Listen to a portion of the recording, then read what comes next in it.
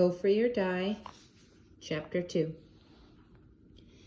Every day Harriet worked from the time the sun came up until it had set. She worked in the scorching heat and in the cold rain. Harriet was small and young, but she grew strong as she plowed and hoed and chopped. Now that she was a field hand, she was given a long skirt to wear instead of just a child's shirt. When the skirt got in her way, she tucked it up over a rope tied around her waist. She still had no shoes, but her feet became tough and hard in the rocky soil of the fields. The other field hands liked to listen to Harriet sing. "Harriet," they would call as they worked, "sing that song about Moses again." And Harriet would sing in her low voice the song the slaves loved best. "Go down, Moses, way down in Egypt land. Tell old Pharaoh, let my people go." Sometimes, when the overseer wasn't looking, Harriet would lean on her hoe and watch the clouds drifting slowly overhead and the birds flying free in the sky. She wondered what it would be like to be free. She wondered how it would feel to walk down the road anywhere she wanted to go, to walk and talk and work and eat with no one standing over her with a whip. But when she asked the other slaves about it, they just shook their heads. They didn't know either. In 1831, Harriet was 11 years old. She had been a field hand for 4 years, and she was almost as strong as a man. She began to wear a bandana of bright-colored cloth around her head. This was a sign to everyone who saw her that she was growing up. Harriet was becoming a young woman. That same year, the slaves began to talk about a slave named Nat Turner. The talk spread in whispers from plantation to plantation.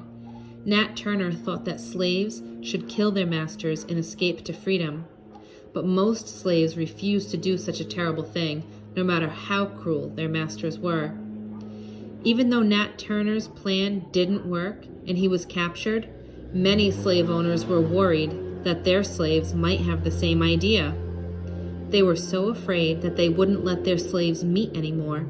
They wouldn't even let them sing their favorite song, the one about Moses. Harriet sang it anyway. As she sung, she thought about Nat Turner. "There must be a better way to get freedom, Mama," she said one day, "and I'm going to find it." Not long after Nat Turner was captured, Harriet heard about an underground road.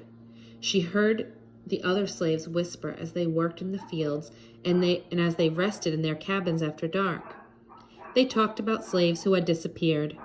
"Gone north on a secret road, the underground road," they whispered. "Gone north where everybody's free." "An underground road?" asked Harriet. "A road that goes under the ground? Do you walk under the ground and come up into freedom?" But no one could tell her. No one had ever come back from that underground road. One afternoon, when Harriet just turned 13, she saw a slave try to escape. Harriet was working in the cornfield with the other field hands when she saw Jim, a strong young slave, glance at the overseer. The next minute, Jim was running as fast as he could across the field. The overseer, who was on horseback, galloped after Jim, shouting and waving his whip. Harriet threw down the corn she was holding and ran after both of them. She wanted to see if Jim would escape on the underground road. She saw Jim run inside a little store at the crossroad with the overseer at his heels. As Harriet ran up to the door, the overseer dragged Jim out from behind the counter and shouted at Harriet, "You girl, hold that boy and don't let him get away." The overseer shook out his whip, expecting Harriet to hold on to the runaway slave while he was being punished. But Harriet did not move. Jim just wanted to be free, the same as she did. At that moment, she knew she couldn't act like a slave anymore. She could not do what the overseer ordered. Jim dashed past Harriet and out the door. The furious overseer picked up a heavy lead weight and threw it as hard as he could after the runaway. But the weight missed Jim and hit Harriet instead.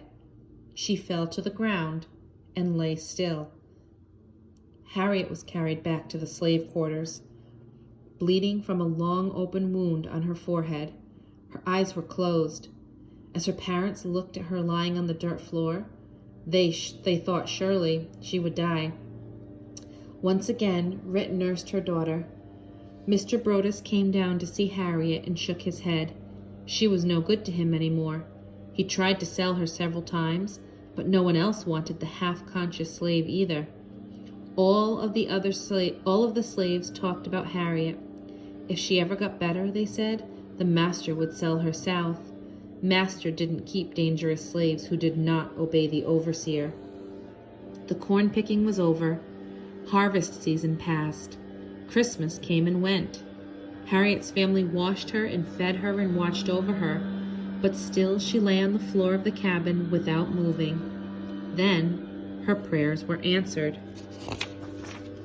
Very slowly, Harriet began to get better. "Mama," she called out weakly one night. "Mama, am I home?" "Thank the Lord," Rit cried. "He's brought you through the valley." In the light of the fire, Harriet could see tears on her mother's face. Harriet got stronger. She could sit up and eat and stand, but her head always hurt. Worst of all, at any time she might suddenly fall down, sound asleep. She would fall asleep in the middle of a sentence, or while she was eating or walking or working. She never knew when this would happen, and there was nothing she could do to stop it. Harriet remembered why she had not obeyed the overseer. She was not going to act like a slave anymore. She couldn't live the way the other slaves did. They always smiled at the master and tried to stay away from his whip. They never knew when he might sell them or their children. Harriet began to think harder about how she could go free. As soon as she was strong again, Harriet heard that she and her brothers were going to be sold south. It was just as the other slaves had said. She would be chained with her brothers in a gang of slaves for the long walk to the deep south. I'll never be free now, Harriet thought. She remembered the clank of the chains on her two sisters years ago as they were dragged down the road, screaming and crying, and she was afraid. But before Harriet was sold, Mr. Brodess died. John Stewart, the new master, rode down to the slave quarters to see his property. He looked Harriet over carefully. "Girl," Mr. Stewart said at last, "you look plenty strong to me. I want you to work outside. You can help Ben cut down trees. Get going now." Mr. Stewart gave Harriet a tap with the end of his short whip and rode off. "Thank you, Lord," Harriet whispered as she ran out to find Daddy Ben. Harriet was now 14 years old. She was short, only 5 feet tall, and her face was plain. Below her colorful bandana, a scar stood out on her forehead. Her dark eyes were bright, and her mouth was set and determined. Even though she might have a sleeping spell in the middle of a job, she could do as much work as any man. Day after day, Harriet and her father worked in the woods, filling wagons with logs for Mr. Stewart to sell at the Baltimore shipyards. As they worked, Daddy Ben watched Harriet. He saw that she turned away or stood in stubborn silence when Master Stewart rode by. One day, he asked her why she didn't smile at the master and try to please him. Harriet set down her axe.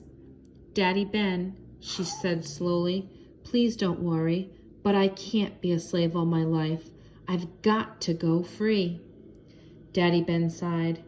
"Take care, child," he warned. "The master won't let you go." From that day on, Ben did not ask Harriet what she was thinking, but he began to teach her all he knew about the woods and swamps and rivers of Maryland. Harriet learned which plants and berries could be eaten and which could be used as medicine. She learned how to go north at night by watching the North Star. She learned how to catch fish and rabbits. She learned how to move silently through the woods, as silently as a moth. Every night, Harriet stood outside the cabin looking at the North Star. When she slept, she dreamed about going free. But when she woke up, she worried that if she tried to escape, she would have a sleeping spell while she was hiding from the slave catchers. She knew that would be the end of her freedom. Once Rit heard Harriet talking in her sleep about being free. She shook Harriet angrily. "Hush! Child, don't you be talking like that. You'll get yourself sold south, and then what will I do? Mama, don't worry, Harriet said softly, but there are two things I have a right to, either freedom or death. If I can't have one, then I will have the other, because no one is going to catch me alive. Harriet laughed and hugged her mother so Rit wouldn't be afraid. Anyway, I'm not going anywhere just now.